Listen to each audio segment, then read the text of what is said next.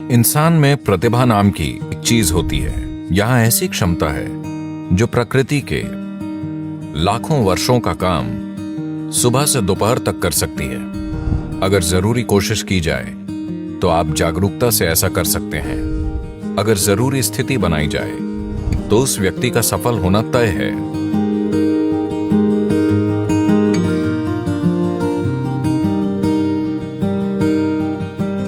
बात छोटी हो या बड़ी कोई फर्क नहीं पड़ता। मनुष्य अपने हर काम में सफल होना चाहता है। जीवन में अनंत दरवाजे मौजूद हैं। आप बहुत मेहनती हैं तो आप कुछ दरवाजे खोलेंगे। आप बुद्धिमान हैं तो कई दरवाजे खोलेंगे। पर अगर आप वाकई जीवंत हैं तो दरवाजे खुद खुलेंगे। सफल होना लोगों के लिए इतना जटिल हो जाता है कि वो सफलता क्यों चाहते हैं ये आम तौर पर वो बिल्कुल भूल जाते हैं और वो सफलता के सिद्धांत बुनना शुरू कर देते हैं। हर तरह के सिद्धांत, जैसे सफलता क्या होती है। क्या मैं चुटकुला सुना सकता हूं? आप बहुत गंभीर दिख रहे हैं।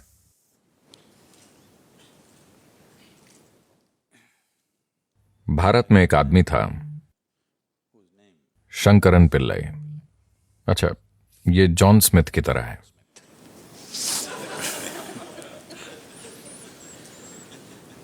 उनका बेटा अमेरिका आया। जाहिर है एक भारतीय युवक, यानी वो एक सॉफ्टवेयर इंजीनियर था। वो टेक्सास गया और वहां काम करने लगा। फिर उसे एक अमेरिकी महिला से प्यार हो गया। वो परेशान हो गया क्योंकि भारत में ऐसा प्रेम अपराध है। वो परेशान हो गया। फिर उसने अपनी मां को बताया। फिर मां ने पिता को बताया और पिता फट पड़े। वो उन्हें समझाने के लिए घर गया, पर बात नहीं बनी, क्योंकि भारत में कोई शादी करना चाहे तो लोग उसके परिवार की 500 पुश्तें जांचते हैं। वो उस व्यक्ति के वंश की शुद्धता देखते हैं जिससे आपकी शादी होगी। तो अमेरिका की एक गोरी महिला, आप उससे कैसे शादी कर सकते हैं? हम उसका वंश नहीं जानते, वो कहां से आई है, उसका वंश क्या है, दादा दादा। तो वो समझा नहीं पाया और वापस आ गया और उसे फिर से प्यार हो गया और वो आगे बढ़ गए। तब शंकरन पिल्लई अपने बेटे को त्याग कर बोले, मेरा तुमसे कोई लेना देना नहीं है। फिर साल बीते, उनका एक बेटा हुआ और उसकी तब की तस्वीर थी जब वो पैदा हुआ था, और पत्नी रोजाना अपने छोटे बेटे की तस्वीर फेसबुक पर अपलोड करती थी। छोटा सा बच्चा बड़ा हो रहा था।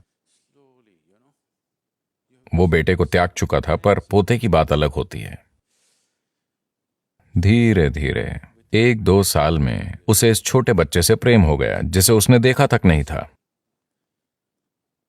फिर लोग अमेरिका से उसके पास आने लगे, अरे आपने अपने पोते को नहीं देखा? ओह, आप उसे जरूर देखिए, वो आपके जीवन का फल है। धीरे धीरे उसे इच्छा हुई। फिर उसने तय किया वो अपने बेटे का चेहरा नहीं देखेगा, पर अमेरिका जाकर सिर्फ पोते को देखेगा। और उस गोरी औरत को तो बिल्कुल नहीं देखेगा। फिर वो अमेरिका गया और उसे एक 7 साल का ऊर्जावान युवा लड़का मिला। वो एक फार्म में रह रहे थे। वो यहां वहां कुछ करता रहता था। उसे इस छोटे साथी से गहरा प्रेम हो गया। फिर एक दिन वो लड़का बोला, दादाजी आओ, मैं आपको तीरंदाजी सिखाता हूं। वो उस लड़के के साथ फार्म में गया और वहां उसने 8 लक्ष्य देखे। वो सभी तीर बिल्कुल निशाने पर थे। शंकरन पिल्लई ने यह देखकर सोचा, अरे ये मेरा पोता है। उसे भारत के सभी महान तीरंदाज याद आ गए, अर्जुन और एकलव्य, और उसे भविष्य दिखा। ओलंपिक स्वर्ण पदक आसमान से गिर रहे थे। फिर उसने पूछा, तुमने कहां से तीर चलाया? लड़का बोला, 20 गज से। क्या? 20 गज की दूरी से तुमने सभी तीर निशाने पर मारे हैं? तुमने ये कैसे किया? फिर लड़का बोला, दादाजी मैं तीर पहले मारता हूं और फिर निशान बना देता हूं। तो सफलता से जुड़े ये सिद्धांत रुकावट बन सकते हैं, और मैं लगातार ऐसे लोगों के साथ रहा हूं, वो एक हद तक सफलता पा चुके हैं, पर उनका जीवन उनकी सफलता के सिद्धांत में फिट नहीं हो रहा है और वो ढांचा टूट रहा है, पर उन्हें लगता है कि कुछ गलत है। कुछ गलत नहीं है, वो बस बेहतर हो रहे हैं, स्थितियां उन्हें आगे बढ़ा रही हैं, पर उनके सिद्धांत टूट रहे हैं, तो वो अपनी सफलता से दुखी हैं। आपको कई लोग ऐसी चीजों से गुजरते हुए दिखाई देंगे। अगर सफलता की बात करें तो मुझे यकीन है कि आपके पास योजनाएं होंगी कि जीवन में सफल कैसे होना है। आपकी योजनाएं हैं? योजना ठीक है। योजना अच्छी होकर भी एक उलझन हो सकती है, क्योंकि आप आज जो जानते हैं उसी से योजना बनाते हैं। योजना किसी अनजान चीज पर आधारित नहीं होती। आपकी योजना यानी आज को बढ़ा चढ़ाकर कल की कल्पना करना। अभी आप यहां एक स्तर पर हैं। आपकी योजना यह होती है कि ये इतने वर्षों में 10 गुना होना चाहिए, या 100 गुना, या लाख गुना हो जाए। But plan is just essentially an exaggeration of what is today. पर योजना यानी आज की स्थिति को बढ़ा चढ़ाकर की गई कल्पना। शायद इसके पीछे कोई तर्क हो, शायद आप उससे जुड़ी चीजें समझते हों, पर मूल रूप से आप आज की ही बढ़ा चढ़ाकर कल्पना करते हैं। यानी कई मायनों में वो सभी संभावनाएं खत्म हो जाती हैं जो अभी आपके अनुभव में नहीं हैं। आपने पेंसिल्वेनिया की बाढ़ के बारे में सुना? पेंसिल्वेनिया में बाढ़ आती है। आपको पता है, एक बार एक बड़ी बाढ़ आई और एक शहर में पानी इतना ऊपर उठा कि घर डूबने लगे। तो 2 छोटे लड़के अपने घर की छत पर चढ़कर बैठे थे। फिर उन्होंने अपने घर के सामने एक टोपी को ऊपर नीचे होते देखा। एक ने पूछा, वो टोपी ऊपर नीचे क्यों हो रही है?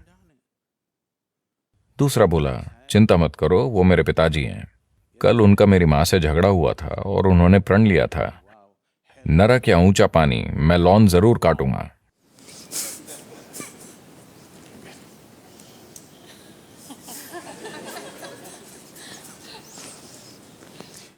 तो योजनाएं परेशानी बन सकती हैं। योजनाएं बनाना अच्छा है, पर ज्यादा जरूरी यह है कि एक उद्देश्य हो। अगर उद्देश्य है तो योजनाएं बनती जाएंगी, योजनाएं फेल होंगी और फिर नई योजनाएं बनेंगी। जो होना है होगा। आप एक उद्देश्य पर टिके रहें तो बाकी चीजें उस उद्देश्य की मदद करेंगी। पर अगर आप किसी योजना पर टिके रहेंगे तो वो योजना खुद एक रुकावट बन सकती है। योजना संभावना भी है। योजना बनाकर रखना ठीक है, लेकिन आपको योजना को थोड़ी दूरी पर थाम कर रखना चाहिए। आपको योजना से अपनी पहचान नहीं जोड़नी चाहिए। सफलता की प्रक्रिया, देखिए, मूल रूप से सफलता की चाह हर इंसान में होती है। आप उसमें थोड़ी आग डालकर उसे अपना जुनून बना सकते हैं। लेकिन अगर ये आपके अंदर की एक जरूरत बन जाती है कि आपको सफल होना ही है वरना आपको बहुत दुख होगा, तो फिर आप दिक्कत में पड़ने वाले हैं, एक गंभीर दिक्कत। हमारे जुनून जहर बन सकते हैं। If we start becoming resentful for the non-fulfillment of those passions, हमारे जुनून जहर बन सकते हैं अगर हम उन जुनून के सफल न होने पर नाराज होने लगें। तो जहर बनने से मेरा मतलब है कि आज ये दिखाने के लिए काफी मेडिकल और वैज्ञानिक सबूत हैं कि नाराज होने पर, जब आप किसी चीज से गुस्सा होते हैं या चिड़चिड़े होते हैं, तो आज डॉक्टर चेक कर सकते हैं। हम आपका खून लेकर यह देख सकते हैं कि आप अपने सिस्टम में जहर डाल रहे हैं। ये वो जहर है जो आप पीते हैं पर दूसरे के मरने की उम्मीद करते हैं। जीवन ऐसे नहीं चलता। अगर आप जहर पिएंगे तो आप मरेंगे, यही ठीक है, यही ठीक है ना? आप जहर पिए तो आपको मरना चाहिए, मैं जहर पीकर उसे मारना चाहता हूं, ऐसा नहीं होता। like that. तो ऐसी भावनाएं हमारी क्षमता को छीन लेती हैं। देखिए, इंसान में प्रतिभा नाम की एक चीज होती है, हर इंसान में होती है, वो उसे जीवन में कभी ना कभी छूता है। पर प्रश्न ये है कि आप उसे कितनी बार छूते हैं, यही प्रश्न है।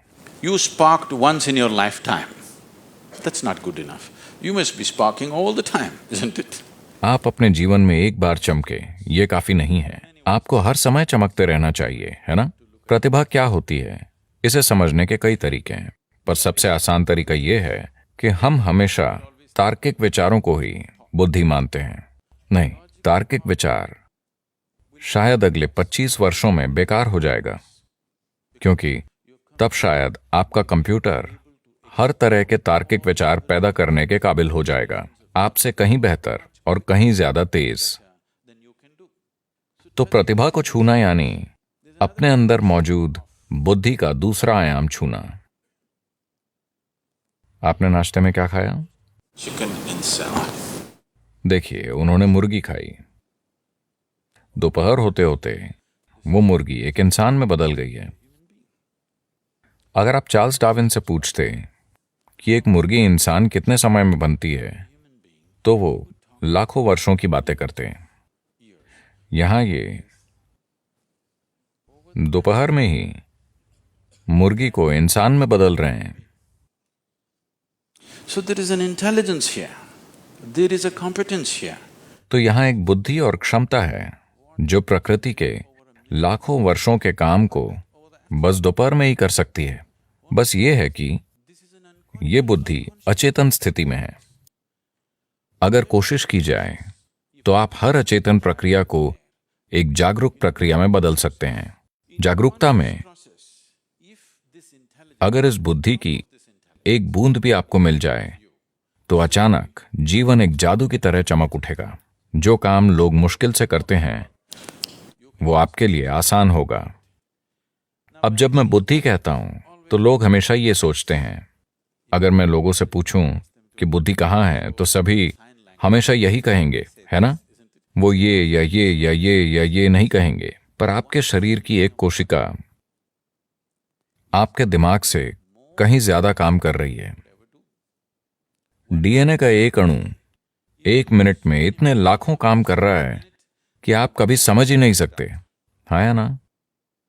तो योग में या योग विज्ञान में हम कभी भी किसी चीज को मन नहीं मानते। मन जैसी कोई चीज नहीं होती। एक भौतिक शरीर है और एक मानसिक शरीर है। शरीर से सोचना सीखना होगा। ये एक छोटा सा सेशन है, अभी ये बात नहीं करनी चाहिए, पर यह बताना जरूरी है। कई चीजें हैं जो मैं खुद एक ही समय में करता हूं, क्योंकि कोई मुझे बताता है, अभी इस सत्र से पहले कोई कहता है, सद्गुरु इस इमारत की योजना बनानी है, क्योंकि हम सब कुछ खुद करते हैं। अब यहां से जाने से पहले मेरा बिल्डिंग प्लान तैयार होगा, वो अभी यहीं बनेगा, क्योंकि मेरे दिमाग में 12 से 14 चैनल वाकई चलते रहते हैं। सिर्फ दिमाग में ही नहीं, शरीर से भी सोचा जा सकता है। आप शरीर से सोचना सीख लें तो कभी सिरदर्द नहीं देगा, यह सबसे अच्छी बात है। इतनी जिम्मेदारियां हैं और कई चीजें एक साथ चल रही हैं, तो क्या तनाव नहीं होता? बिल्कुल नहीं होता, क्योंकि आप अपने एक गहरे आयाम का इस्तेमाल कर रहे हैं और सभी कर सकते हैं। यह आयाम सभी में है। शायद आपके तर्क का स्तर किसी दूसरे से कम हो, सभी की तार्किकता अलग अलग होती है, पर हर इंसान, अगर आप एक गाजर खाते हैं तो उसे पचा सकते हैं, यानी आप में बुद्धि का एक और आयाम है।